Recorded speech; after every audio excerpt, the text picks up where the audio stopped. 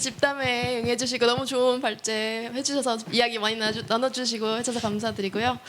이 자리는 우리가 각자 관심을 두고 활동한 영역에서 지구법과 또 자연의 권리가 어떤 것을 의미하는지 또 어떻게 앞으로 함께 연대를 해나가야 할지 고민하는 목적에서 이렇게 저희가 만들어 보았고요. 그래서 첫 번째 질문으로는 저희가 시간이 많이 없어서 먼저 빨리 넘어가기로 하겠습니다. 다른 발제자들이 다른 여러 영역에서 활동한 내용을 보면 어떤 생각이 들었는지 그냥 자유롭게 감상을 말씀해 주시면 감사드리겠습니다. 예, 저도 공동 만담 진행하고 있는 최종호입니다. 만담 분위기를 내기 위해서 사실 저희가 사전 질문 조금 드렸는데 오늘 오전에서야 드렸거든요. 그래가지고 이걸 어떡하나 했는데 저기 발표가 이렇게 길어지는 바람에 이렇게 만담 시간이 줄어서 어쩔 수 없었다 이렇게 넘어갈 수 있는 기회가 있어서 저한테는 굉장히 기쁘고요. 그리고 중요한 얘기를 하나 하려고 했는데 정말 제대로 만담이네요. 예, 죄송합니다. 예, 저도 한번 끼어들어서 말씀드리면은요, 이것이 바로 이렇게 처음에 김영준 법 예술가님께서 말씀하셨던 그 감정이 퍼져나가는 거라고 했나요? 이제 그런 게 막 뭔가 느껴졌어요. 뭐냐면은 마이크 플로어에 넘기기를 시작했더니 바로 다음 발표에서도 넘기기가 나오고, 그리고 또 이제 뒤에 두 분은 그런 걸 안 해주셨는데 이 뭔가 우연과 창발이라고 할까요? 어쩜 이렇게 캠페인용 티셔츠를 다 입고 와주셔가지고 그냥 그 자체 메시지를 보여주시는 이제 그런 것도 굉장히 재밌었던 것 같습니다. 네, 자유롭게 한번 얘기해 주시면 좋을 것 같아요. 네. 우선 저도 발제에 참여를 하는 계기로 다양한 영역에서 또 활동하신 분들 이야기 들을 수 있어서 너무 기뻤고요. 저는 11월 1일, 2일 동안에 사물의 의회라는 게 이제 진행이 됐었는데, 이제 인간과 비인간들이 모여서 기후 민주주의 실험의 형식으로 이제 10개의 요구안을 뽑아내기 위해서 이제 비인간 그룹 5개, 그죠? 그리고 인간 그룹 5개 이렇게 모여서 한 100여 명 정도의 좀 시민분들이 좀 수기와 좀 요구안을 만들어서 이제 만드는 작업을 했었는데, 그거를 조금 도희님 말씀도 듣고 전반적으로 들으면서 공유를 좀 드리고 싶었어요. 이게 완전 최근 얘기고 모르시는 분들도 계실 것 같아서, 이제 거기에서 이제 도희님 마무리 부분에서 말씀하셨던 이제 헌법 관련해서도 이제 10대 요구안 중에 1번으로, 그러니까 가장 많은 투표 결과로 기후 생태 헌법을 제정해야 한다, 이제 이런 제안이 있었는데요. 지구의 생태적 한계를 고려하여 구성원들의 번영을 이룰 수 있도록 기후위기 대응 및 생태계 보호 의무를 포함하고 미래 세대 및 지구에 거주하는 모든 존재들의 존엄한 권리를 인정하는 기후생태헌법을 제정한다. 이제 이게 인간과 비인간 존재들이 지구에 이제 공동 거주자로서 민주주의 실험을 했을 때 뽑혔던 이제 첫 요구안이 중에 이제 1번 요구안이어서 오늘의 좀 얘기를 들으면서도 그런 좀 더 우리 사회에 더 말 걸고 제안할 수 있는 담론들이나 작업들이 있으면 좋겠다. 그리고 오늘도 그런 자리가 약간 연장선에서 또 읽혀가지고 너무 흥미롭게 들었고요.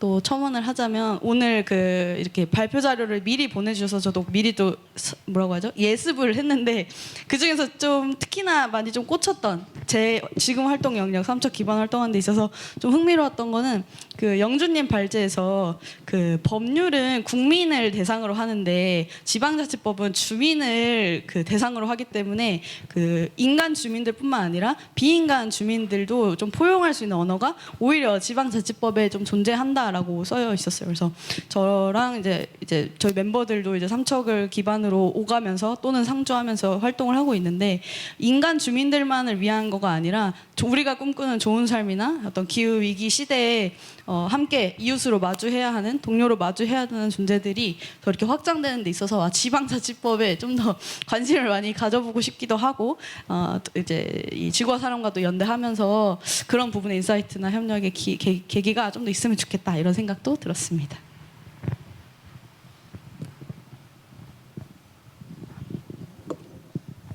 자연스럽게 이어주실 분. 예. 네. 저는 그러니까는 이렇게 만남이 되게 중요한 것 같거든요. 만남. 그러니까 뭔가 아까 만나서 그러니까 서로 다 본인이 완벽할 수는 없는 것 같아요. 뭔가 완벽한다는 건 오히려 그게 그러니까 저는 전문가주의를 우리가 극복하는 게 굉장히 필요한데 전문가한테 맡기는 것이 아니라 우리가 어떻게 함께 만나서 새로운 걸 만들 수 있냐 하는 그런 모멘텀이 되게 중요한 것 같고요. 그래서 방금 그렇게 뭔가 우리가 서로 만남을 통해서 이렇게 새로운 걸 알아가고 새로운 걸 만들어가고 그 지점이 굉장히 중요하다고 생각하는데 그러면서 처음 저희가 처음 보는 거죠, 그죠? 네. 하여튼 이렇게 만남에서 시작이 된다 저는 생각이 드는데 그런 면에서 저한테는 되게 의미가 깊었고 근데 또 하나 좀 기억에 남는 게 이제 그 마지막 슬라이드가 기억이 남는데 제가 이제 그 아까 왜 거기서 그 뭐죠 왜 그 남방큰돌 위원회에서 제가 그 조례안을 만들어서 제주도에 제출했거든요. 근데 제주도 거기 이제 제가 후견위원회랑 지구 공동체 위원회라고 썼는데 그걸 똑같이 얘기한 게 되게 역시 참 생각이라는 게 참 이렇게 다르지만 또 이렇게 만날 수가 있구나 하는 그게 좀 약간 신기했고 예 그런 면에서 그리고 저한테 막 되게 예 오늘이 굉장히 뭔가 의미 있고 뜻깊은 날인 것 같습니다. 네, 이상입니다.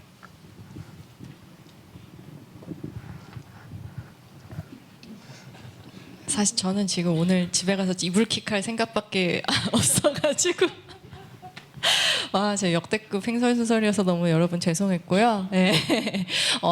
근데 어쨌든 여러분들 분들의 이야기를 듣고 배우고 가는 것만 생각하면 사실 너무 오늘 뜻깊은 자리였다고 생각이 들어서 일단 감사하고 저는 다 재밌게 들었는데 일단은 은빈님 얘기에서 그러니까 약간 반성을 하게 됐어요. 예. 약식 명령이 나오고 거기에 불복해서 정식 재판을 회부를 하고 거기에서 이제 다투고 뭐 거기에 또 불복을 하고 뭐 이런 것들이 이렇게 풍부해질 수 있구나 운동적으로 그거를 굉장히 생생하게 말씀을 해주셔서 뭔가 그러니까 주는 사람보다 받는 사람이 그거를 이제 겪으면서 받는 사람이 훨씬 더 이제 큰 선물이라고 하긴 그렇지만 그런 것들을 또 체험하시고 그런 것들을 이제 운동이랑 연결시켜서 확장시켜 나가시는 것 같아가지고 약간의 그런 반성하는 기분이 들었고요. 그리고 그 녹색연합 그 황일수 팀장님, 활동가님, 황일수 활동가님 얘기도 사실 아까 그 공생 퍼포먼스 이런 것들도 저도 이제 유튜브에서 보기도 했고 저희도 이제 사실 저희가 6월에 했던 캠페인 중에 하나가 이제 소싸움이거든요. 이제 지금 전통 소싸움법 폐지하고 동물보호법에서 그 전통 문화에 관한 뭐 이렇게 동물에게 가해지는 뭐 학대나 이런 것들은 그 학대 행위에서 이제 제외한다라는 그런 예외 규정이 있어요. 그래서 그걸 이제 그 삭제하는 동물보호법 개정 운동을 이제 같이 하고 있는데 거기서 저희도 이제 하얀색 그 소탈을 쓰고 이제 우리가 소가 되어서 우리는 이 싸움을 하고 싶지 않다라는 것을 되게 의연하게 이제 표현하고자 하는 그런 퍼포먼스를 했는데 그것도 이제 같이 오버랩돼서 생각이 나고 자연의 권리 그 캠페인을 뭔가 같이 할 수 있는 게 있지 않을까라는 생각이 들어가지고 굉장히 재밌게 잘 들었습니다. 네,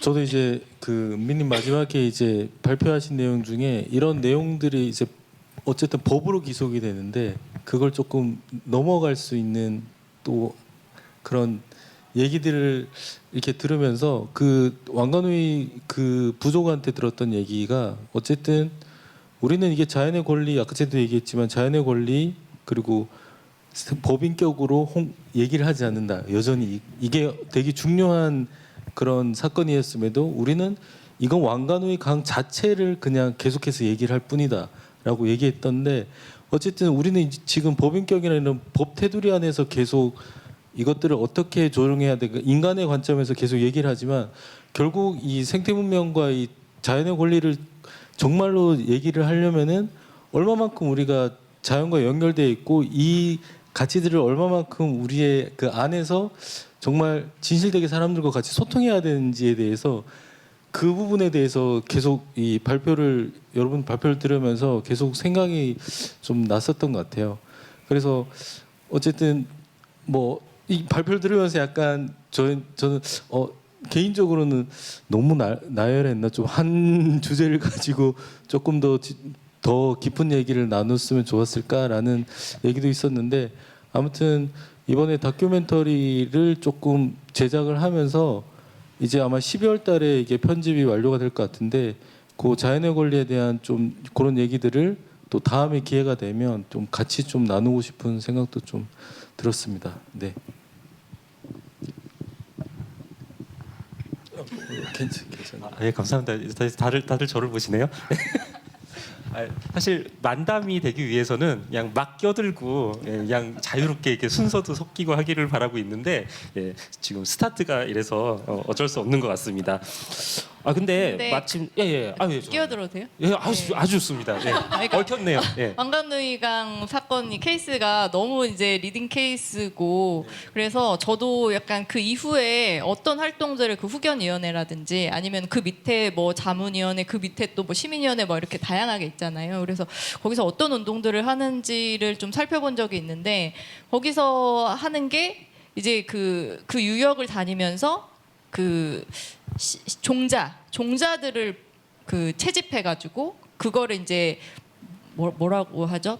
발화시킨다고 해야 되나? 이제 그러면서 그런 것들을 좀 그러니까 교육적인 측면으로 많이 접근하는 것 같더라고요. 그래서 채집해가지고 그것들을 약간 그 종복원이라고 해야 되나? 예, 뭐 그런 활동들도 하고 그리고 뭐 유네스코나 같은 이런 국제적인 무대에서 굉장히 이것들을 알리는 사업들을 많이 하고 굉장히 그래서 교육 홍보 쪽에 많이 치중되어 있다라는 인상을 받았는데 근데 이제 이런 맥락에 있었다라는 것을 오늘 또 그런 알게 됐어요. 네, 그런 철학을 얘기할 때 제일 중요한 게 교육이라고 얘기를 했었던 것 같아요. 그래서 이런 얘기를 계속해서 우리 후손들한테 이걸 얘기를 해야 되고 그랬을 때 제주도 남방 큰 돌고래를 생각을 했었을 때 우리도 옛날에 타라나키나 왕관누이도 다 설화가 있더라고요. 그 설화를 바탕으로 또 교육이 계속 이루어지고 이런 것들이 원주민들이 이 강과 이 산을 어떻게 우리가 연결돼서 바라보고 지금까지 같이 왔는지에 대해서 계속 교육적인 얘기를 하던데 그럼 제주도 같은 경우는 우리가 어떤 식으로 뭐 생태법인을 우리나라가 지정했을 때는 어떤 식으로 해야 되냐? 뭐 옛날에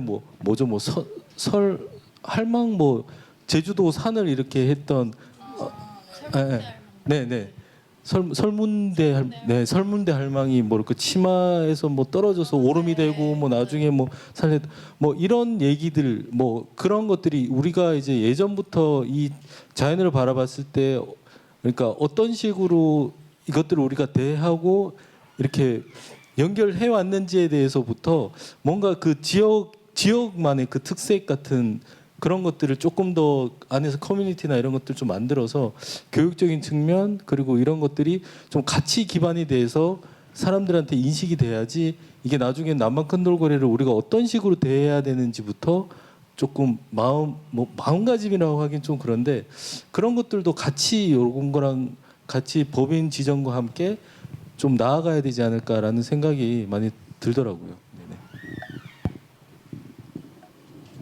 만족스러우셨나요? 아니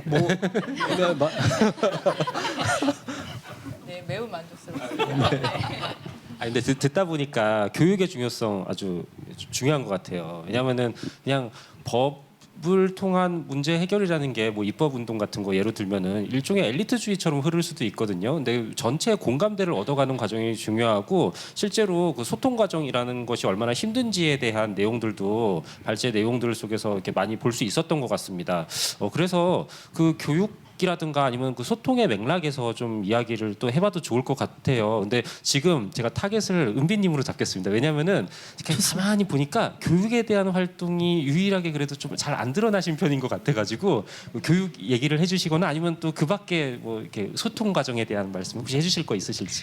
네, 저도 집담회 때 그러니까 그 청중 분들 중에서 또 지혜를 구하고 싶은 부분인데요.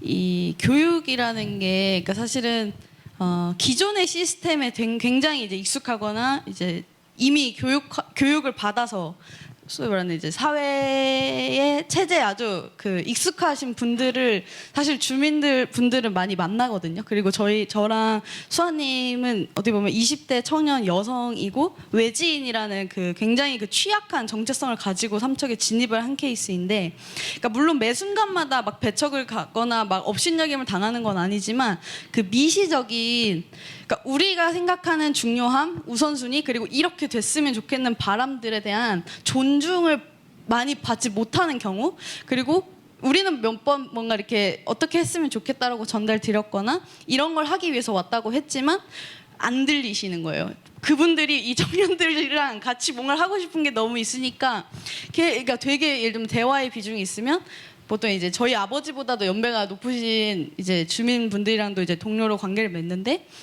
이제 한 비중이 대화 비중이 한 95%대 5%라도 확보하면 너무 우리가 애를 써서 대화의 수확이 있다라고 느낄 정도로 그분들이 갖고 있고 이런 소위 말하는 귀한 청년들한테 알려주고 싶은 게 너무 많으신 거예요. 그러니까 이 친구들이 왜 왔고 그리고 와서 어떤 어려움이 있고 이런 거를 뭔가 궁금해하시는 건 같지만, 사실은 실질적으로 저희가 지금 거의 1년째 이제 있는 중에서 많이 느끼는 이제 결핍들이나 욕구는 우리를 정말 이웃으로, 동료로, 그리고 우리가 좀 더 뭔가 펼쳐가고 싶은 거에 정말 희망이 있다고 말하거나 청년들에게 뭔가 희망이 있다고 말을 한다면 거기에 좀 더 뭔가 보완을 해주거나 또는 그러니까 같이 채워가는 입장이었으면 그래도 너무 좋겠는데, 뭔가 저희가 계속 어디 가면 이렇게 뭔가 이렇게 짐을 하나씩 얹고 오는 거예요. 우리에게 어떤 소통을 하는 게 아니라.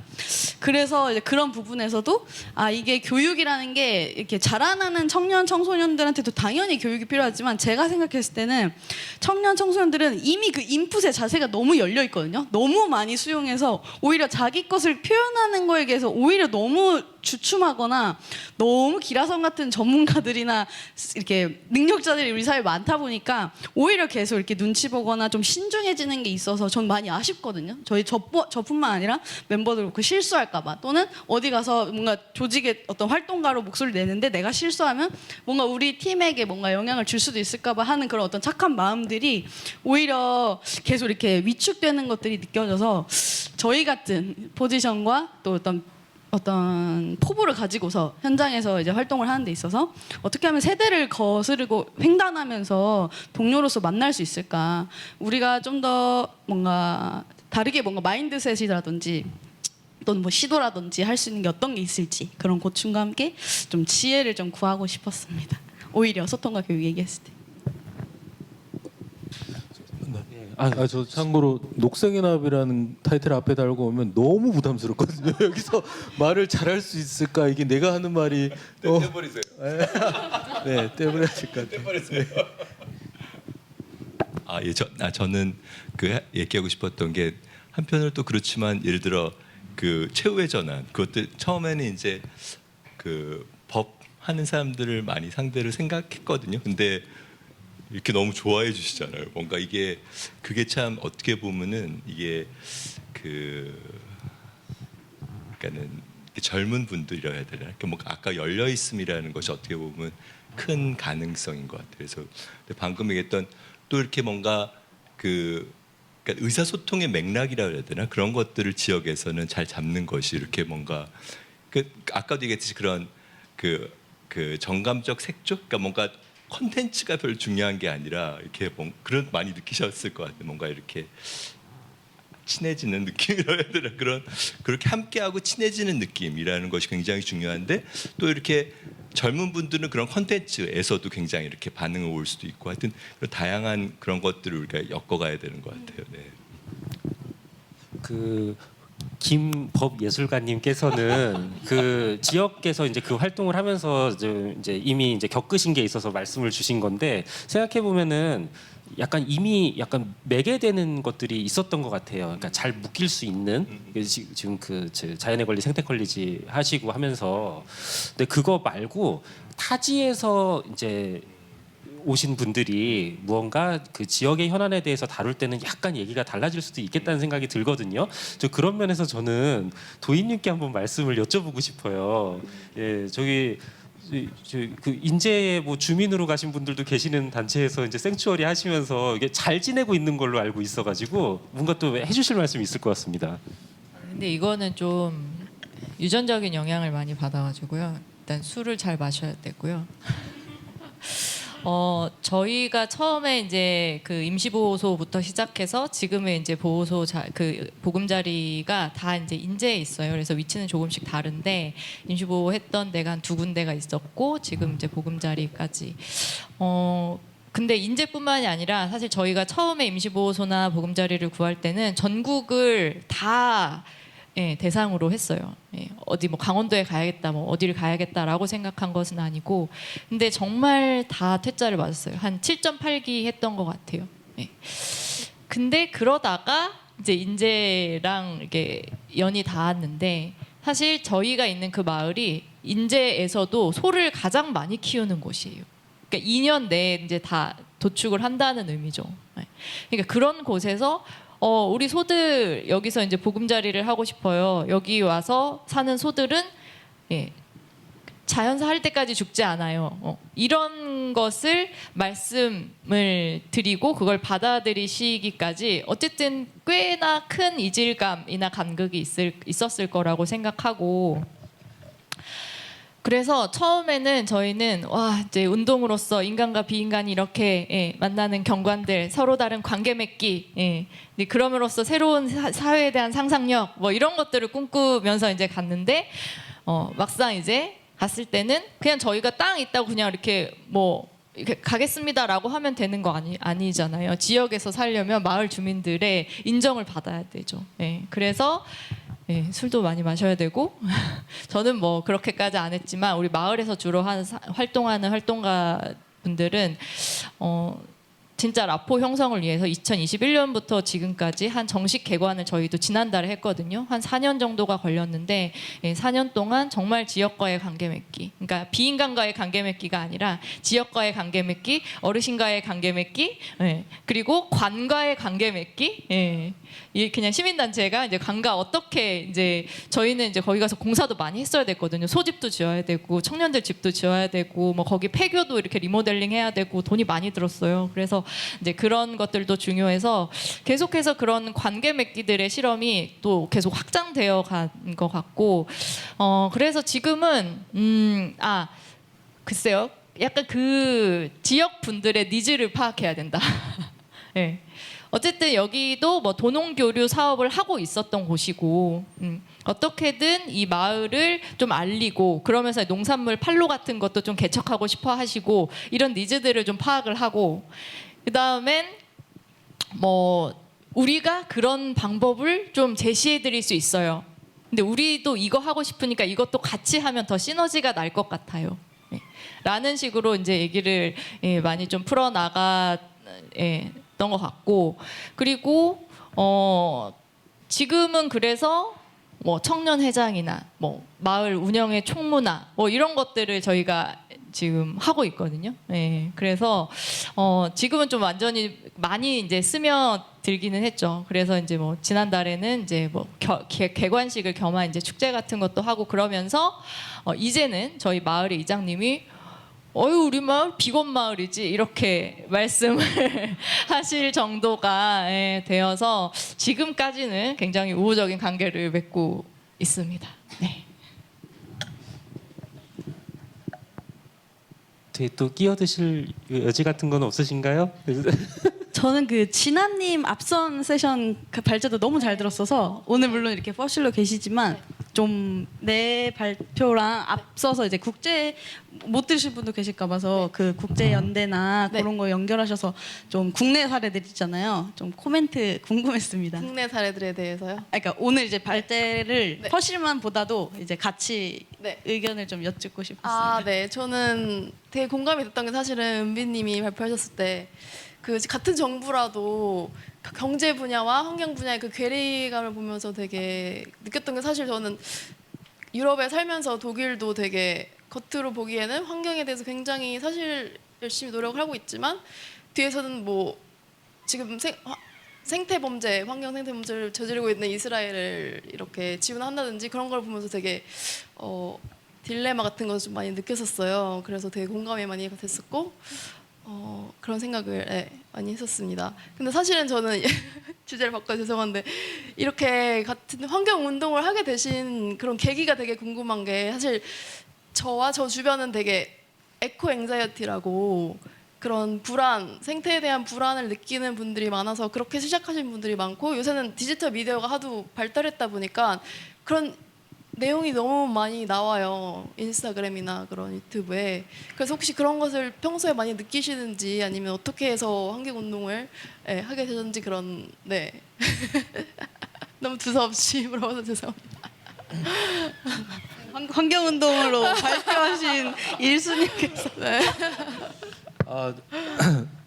저는 이제 말씀드렸듯이 이제 미술을 전공을 했는데요.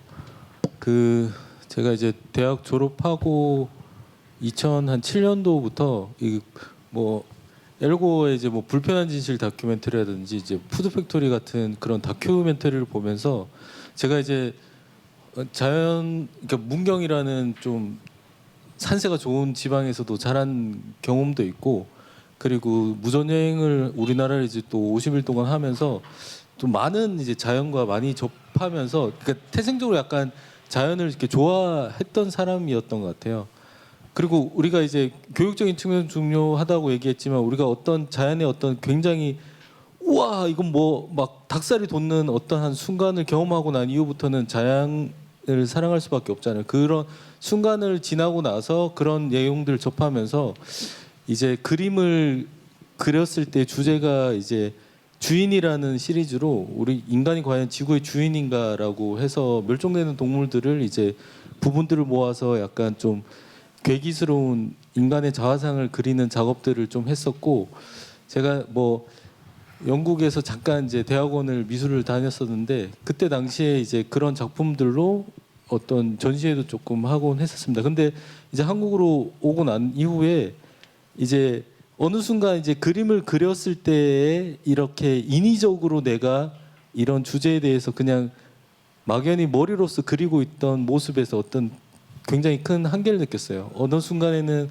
굉장히 자연에 들어가서 빛이 아무도 없는 막 엄청나게 들어가서 그런 곳에서 이제 모든 감각을 다 열고 그러니까 눈이 보이지가 않죠. 그 상황에서 이제 막 그 자연을 그냥 이렇게 담아보는 퍼포먼스적인 페인팅도 해보고 그런 걸 하면서 이제 더 자연과 이렇게 연결하려고 했지만 이 굉장히 나한테는 큰 하얀색 캔버스였지만 되게 작은 세계였던 경험도 있었던 것 같아요. 그리고 난 다음에 한국에서 이제 결혼도 하고 이제 뭘 진행하면서 뭔가 이렇게 운동적인 그래서 제가 결혼하고 환경 운동을 하기 시작했습니다. 직업으로 들어갔다가 다른 직업을 하니까 이거 도저히 제가 할 수 없는 상황이었고 그러다 이렇게 녹색연합이 이 사람들은 도대체 그러니까 환경 운동이 저는 궁금했던 게 아니고 이 사람들 도대체 어떤 사람들이지? 이게 좀 궁금했던 것 같아요. 어떻게 어떤 사람들이길래 환경 운동을 진행할까 이런 궁금증에서 녹색연합에 들어왔는데 그렇게 제가 그림을 그리면서 조금 이렇게 했던 그런 해소들을 운동하면서도 좀 진행이 됐었고 지금 이렇게 자연의 권리 그리고 이런 철학에 대해서 진행을 할 때 예전에 제가 진행했던 그 주인 시리즈의 그림과 약간 좀 맞닿아 있는 지점도 있어서 사실은 저는 이렇게 좀 진행하면서 나중에 다시 또 페인팅 작업을 조금 해보고 싶은 마음도 있는데 어쨌든 환경 운동을 저는 뭐 그냥 뭐 자연스럽게 뭐 어떻게 이렇게 진행하게 됐습니다. 네. 너무 멋지시네요. 좀 길었네요. 네. 혹시 다른 분들도 어떻게 시작하게 되셨는지에 대해 나눌 말씀이 있으실까요?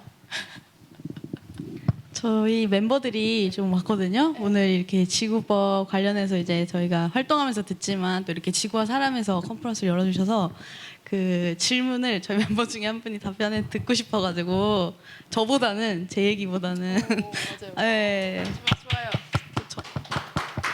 아무나 한 분이 편하게 갑자기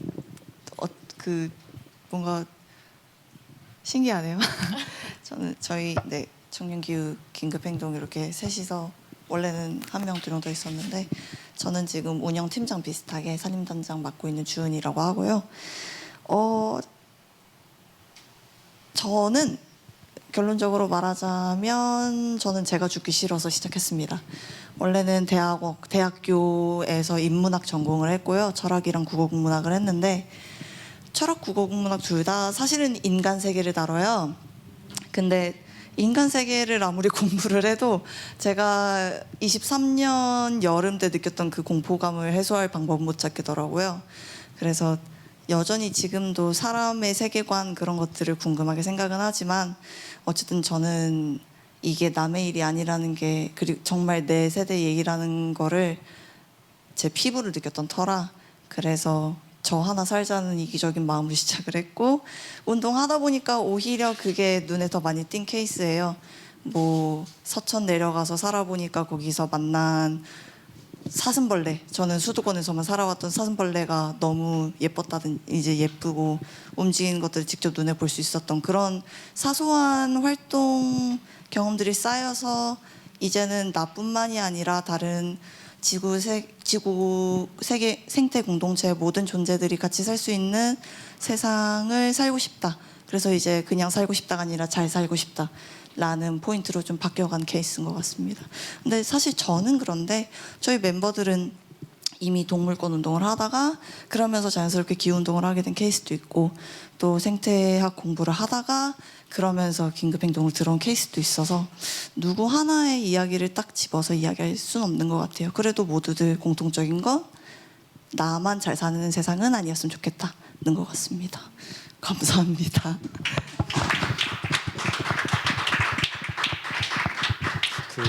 지금 좋은 말씀을 주셨는데 그 말씀을 이어서 제가 질문을 약간 바꿔보려고 합니다. 왜냐하면은 저희가 제가 발제를 제가 중간에 안 끊었었어요. 요 선생님들 하시는데 왜 그러냐면은 맨날 발제하는데 끊어버리고 저기 이따가 저희 토론하면서 얘기 못다한 얘기 하시면 됩니다라고 할 바에야 그냥 하고 싶을 때 말씀하시게 그냥 두려고 했던 거였거든요. 그러다 보니까 토론 시간이 사실 배정이 많이 안 돼 있었는데 원래 10분에 끝나려던 거 제가 사무처장님께 이렇게 무릎 꿇고 허락을 받았습니다.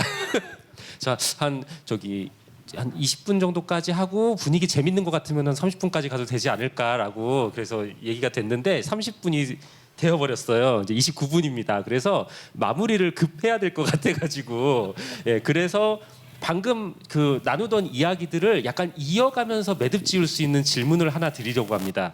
뭐냐면은 나에게 지구법학이란? 그리고 또는 내가 꿈꾸는 앞으로의 지구법학은 이거에 대해서 한마디씩 툭툭툭툭 지금 생각하고 계세요. 제가 멘트하는 동안에 그래서 그런 것들을 좀 하면서 이제 정말로 못다한 얘기 끝나고서 뭐 더 하시거나 그렇게 하는 게 좋을 것 같습니다. 네, 그러면은 용기를 내서 나에게 지구법학이란 한 말씀씩 해주실 수 있으면 좋겠습니다. 또는 이제 다른 못다한 이야기 아무거나 다른 거 섞어서 해주셔도 됩니다. 간단히만 해주시면 될 것 같아요. 예술관 저부터요? 네네. 예술가 전공은 하잖아요. 하여튼 저는 생각난 게 제가 이 자리에서 발표를 한 10년 전에 했던 것 같아요. 그래서 저한테는 미래의 추억이다 그러는 게 전. 저도 급히 생각해봤는데 저한테 지구법학은 약간 법학을 어쨌든 법조인으로서 일말의 자존심 이다. 네. 정말 뭐 활동을 하면서 법을 많이 갖다 쓰고 법을 바꾸려고 하고 하는 노력도 많이 하지만 그 앞에서 되게 너무 보수적이고 늦고 관성적이고 권태로운 이런 법 때문에 그 좌절하는 경험들도 많이 했고 제가 그전엔 이렇게 많이 지지 않았었거든요. 동물법 하기 전에는. 그런데 어쨌든 그런 굉장히 그 완고한 그런 이원론에 도전하고 그걸 깨려고 하고 하는 그런 시도를 하는 유일한 법학 학문이잖아요. 그래서 뭔가 뭐 자존심이랄까 자긍심이랄까 법학을 하는 사람으로서 그렇게 말씀드리고 싶습니다. 저 마지막에 하면 부담이 너무 클 것 같아가지고 가로채겠습니다. 저는 지구법학이란 기후위기 시대에 인간의 규율할 수 있는 최후의 보루라고 생각을 해요. 인간 사회가 너무나 명확하고 압도적으로 훼손해오고 파괴해왔고, 저도 당연히 그 파괴와 훼손과 착취의 산물 위에서 태어났잖아요. 나고 자랐고, 그 가운데서 이렇게 좌절하거나 단념하지 않으려면 다른, 그러니까 전환할 수 있는 패러다임이 필요한데, 저한테는 그게 지구법학이었고, 저는 사실 기후위기에서 이렇게 기후운동을 하면서 제가 갖고 있는 좀 정체성은 좀 권리의 옹호자나 뭔가 이런 입장은 사실 아니거든요. 저는 오히려 이 문명에 그러니까 기후 위기를 가속화한 이 문명에 너무나 친숙하고, 또 그 토대 위에서 나고 자랐고, 또 그 안에서 기후 위기라는, 그러니까 우리 윗세대, 위윗세대 사람들도 전혀 경험하지 못한 세계를 이제 마주해야 할 때, 제가 이제 새로운 배움들이나 다른 사람이 저도 돼야 되는 거잖아요. 그래야 다른 세계가 오는 거잖아요. 이제 그런 지점들일 때 저는 뭔가 어떤 뭐 특출난 생태적 감수성을 갖고 있는 편도 아닌 것 같거든요. 그렇지만 제가 지구법학을 연구하고 탐색하고 또 이런 세계를 지어가는 데서 필요한 어떤 재료라고 한다면, 이 기존의 시스템의 실패나 좀 그 악영향들을 인정하고, 또 그러면 그 다음으로는 어떤 선택들을 할 수 있는지 그 부분을 좀 설명할 수 있는 언어들이 있어서, 저는 그런 부분에서 우리 인간 사회가 선택할 수 있는, 계속 좁아지고 있는 어떤 변화의 가능성이 좁아지고 있지만, 저는 그런 맥락에서 지구법학의 가능성을 좀 높게 보고 있고, 저도 현장에서나 또는 이제 멤버들과 관계 맺는 과정에서나 제 삶을 돌아보는 데 있어서도 이 지구법학이라는 게, 저는 뭐 학술적으로 하진 않지만 계속해서 현장과 또 미래를 구상하는 데 있어서 많이 의존을 하고 도움을 받고 싶습니다. 네, 어떤 다른 얘기를 해야 될까요? 저 선생님이 미래 얘기하니까 뭐 오래된 미래로 얘기할까 뭐 이런 얘기를 생각을 하다가, 이렇게 좀 제가 생각을 해보니까 지구법학은 진짜 거울이다라고 얘기를 해보고 싶어요. 그러니까 저는 요즘에 제 화두는 사실은 뭐, 그러니까 인간이 누구인가, 내가 누구인가, 그러니까 너는 누구이고, 이렇게 그 자신을 안다는 것 자체가 진정한 문제의 해결의 그 출발점이라고 생각하는데, 지구법학은 그 개체 하나가 진짜 어떠한 존재이고, 나라는 존재가 정말 어떠한 존재인지 그걸 법으로 명시할 수 있고, 내가 이 작은 존재를 인정하고 이 작은 존재가 가지고 있는 그 고유성을 인정함으로 인해서 이것들이 우리랑 어떤 연결을 해야 되는지를 알 수 있는 아주 그 전제된 그런 거지 않을까. 그렇기 때문에 지구법학은 우리를 진짜로 똑바로 우리 자신을 볼 수 있게 비춰주는 거울이지 않을까, 그런 생각을 했습니다. 네.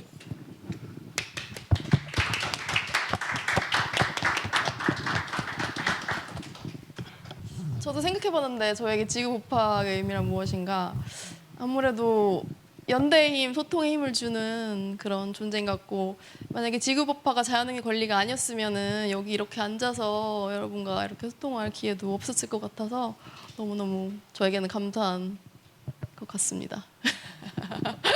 감사합니다.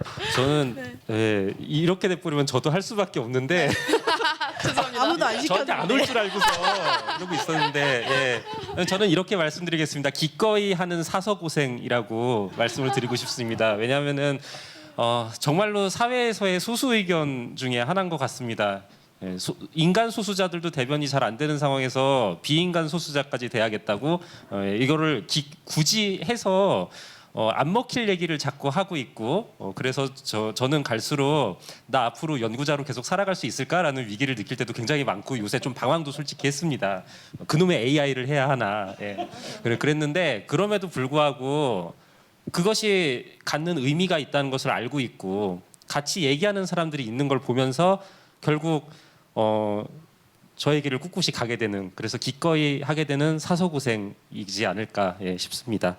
오늘 너무 이렇게 긴 시간 동안 많은 말씀 나누고 생각을 공유할 수 있어서 긴 시간이었지만 굉장히 기뻤습니다. 오늘 이렇게 자리에 함께 해주신 여러분들께 정말로 감사의 말씀을 드리고, 혹시 저희 왕 대표님 뭐 마무리로 해주실 말씀 같은 거 있으시면은 듣고 예. 사실 이제 법이라는 게 한문으로는 물숫자에다가 거를 걷자잖아요. 이게 무리를 걷는다는 뜻인지 아니면 물처럼 걷는다는 것인지, 물처럼 흐른다라고 하는 뜻이 아주 자연스러운 거. 그러니까 우리가 아주 가장 윤리적인 것이 법인데 합의를 해야 되고, 근데 그 윤리적인 걸 넘어서는 게 법이잖아요, 사실은. 그래서 사실 우리가 자꾸 이 법으로 뭔가를 만들어서 뭔가 문제를 해결하려고 하는 것이 우리의 어떤 좀 비극적인 운명이죠. 그러니까 법을 넘어선 정말 어떤 우리 자연스러운 권리, 뭐 이걸 꿈꾸면서 아마 그 과정으로 어차피 법을 할 수밖에 없는 이제 이런 것 같아요. 우리 10주년에 어제도 참 좋은 말씀 많이 나왔고, 어제는 거대 담론, 과연 우리가 어떤 문명 세대에 와 있는가. 그래서 많은 이제 철학자들, 사회사상가들이 얘기를 했습니다만 문명의 담론을 좀 얘기를 해봤고, 그리고 최근에 이제 그 AI와 빅데이터들 얘기를 했거든요. 근데 상당히 저는 어저께 감명 있게 들었습니다. 왜냐하면 우리가 오늘도 대부분 보면 우리 법예술가님께서 특히 우리가 뭐 그 정조라든가 뭐라 그러죠, 감정, 감각, 감수성, 이게 결국 우리가 자연하고 이제 소통하는 하나의 이제 길이잖아요. 우리가 이론이나 추론이나 인간의 언어가 아니라. 그런데 이 데이터라고 하는 거는 그걸 굉장히 수량화시키고 계량화시킨 거거든요. 근데 우리가 지금 그 시대에 살고 있는데 또 그럼에도 불구하고 그 계량화되고 수단화된 데이터를 우리가 또 어떻게 쓸 것이냐. 특히 이 빅데이터, 우리가 피할 수 없는 이 AI 시대에 어제 그런 얘기도 좀 나눠서 이번 10주년 우리 행사에 어제와 오늘에 이어서 정말 아주 많은 이야기를 나눴고, 특히 이 현장 활동가님들의 말씀을 들으면서 제가 아주 깨달은 바도 굉장히 많고 또 묻고 싶은 건 한 100가지는 돼요. 근데 나중에 혹시 기회가 있으면 그렇게 나누길 바라겠습니다. 오늘 이 자리 준비하시느라고 우리 스태프들 너무 고생 많이 하셨고, 또 이렇게 참석해 주셔서 좋은 말씀 나눠주셔서 지구와 사람을 대표해서 감사의 말씀 드립니다. 감사합니다.